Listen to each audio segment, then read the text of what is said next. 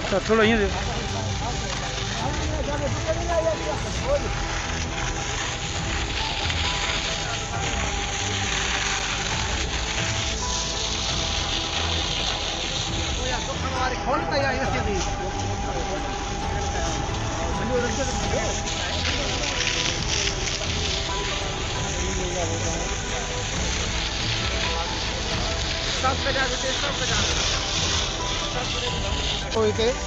जीअं त हिते ॾींहुं मज़दूरनि पैसा ॾेई असां ॻोठे वियासीं शाम जो टाइम असांजो पोयों कंहिं मोकिलियो वठी का ॻाल्हि दुश्मनी न आहे पर कंहिं मोकिलियो वठी असांजे हिन तूतड़ ऐं गद्दीअ खे तक़रीबन पैसनि जी असां 15-20 लखनि जो असांजा जांच करे आहिनि।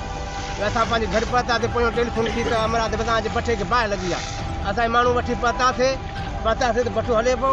बागरान तालुको डोकरी तालुके असां गाॾी नाल सरकार जेको पाणी जी उन्हनि खे टेलीफोन कयो थो चई असांजा माण्हू कोन ईंदो मोकिलिजे कोई कोन पहुतो। पोइ राति जो 10 बजे लाड़काणे गाॾी नाले चई भाऊ असांजो खुआर साहिबु टेलीफोन कई राति उन बागरान वारे जो गाॾी ख़राब पोइ लाड़काणे में भाऊ जन असांजे 11 बजे उते लाड़काणे में गाॾी आई जेकी पाणी अॼु पहुती ॿियो पाणी असां ट्रैक्टर पंहिंजा पाणी हलायासीं तमामु सही राति असां हलण लॻी पई हिन महिल हाणे हींअर गाॾी लाड़काणे में आई आहे जेके अचे असांखे बागरान जा मिलो ऐं असां ग़रीबनि जो जेको असां रोज़ी हिलाल जी रोज़ी था कयूं था चोरी चकारी कोन था कयूं। अच्छा असांजे गद्दी ऐं पोइ खे बाहि गद्दी ऐं तूतड़ खे बाहि ॾिनी वई आहे।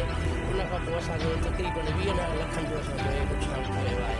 कल्ह असां तक़रीबन जेको आहे सर सां बागराणे ऐं डोकरीअ फायर ब्रिगेड वारनि फोनियूं करे बीठासीं कोई बि न आहे। वरी बि राति जो 11 बजे लाड़काणे खां फायर ब्रिगेड वारे जेको वीचारो सॼी राति हलियो। इन्हनि तव्हांखे छा चयो बागराणे वारनि चयो ऐं डोकरी वारनि चयो त फायर ब्रिगेड जेको आहे ख़राबु हल करोड़ रुपया जेको आहे हुननि खे फंड थो मिले ऐं एमरजेंसी लखनि रुपयनि जो जेको आहे जान थो पियो थिए। पर जेकॾहिं हिन में कोई इंसानु मरी वञे हा त भई हिननि जा टपड़ इहे ई आहिनि त माना फायर ब्रिगेड जेको आहे ख़राबु आहे। बागराणी ऐं डोकरी वारनि चयो ख़राबु आहे। हींअर बि असां वरी ॿिए ॾींहं ते असां राब्ते में आहियूं त बि चवंदा ख़राबु आहे। हींअर बि असां लाड़काणे ॾांहुं जेको आहे फायर ब्रिगेड घुराए ऐं असां पाणी हलाए विसई था पर विसई कोन थी पिया। 20 लखनि जो गद्दी ऐं नुक़सानु थी आहे। ख़ुदा कारण सभिनी आला अमलदारनि खे असां अपील था कयूं असांजी मदद कई वञे ऐं असांजी जांच बि कई वञे ऐं असांखे हक़ बि ॾिनो वञे ऐं हीअ असांखे शक आहे त हीअ जेको आहे सो असांखे बाहि ॾिनी वई आहे। तव्हांजो कंहिंजे मथां शक असां कल्ह FR बि नामालूम असां LC बि असां कटराई आहे पंहिंजे थाणे जे भरिसां असांजे क़ाइदे आवाम यूनिवर्सिटी जो थाणो आहे उहो असांजे भरिसां असां उते AC जे वटि नामालूम LC कढाई आहे। असां जांच बि कयूं था पर बाहि लॻाई वई आहे।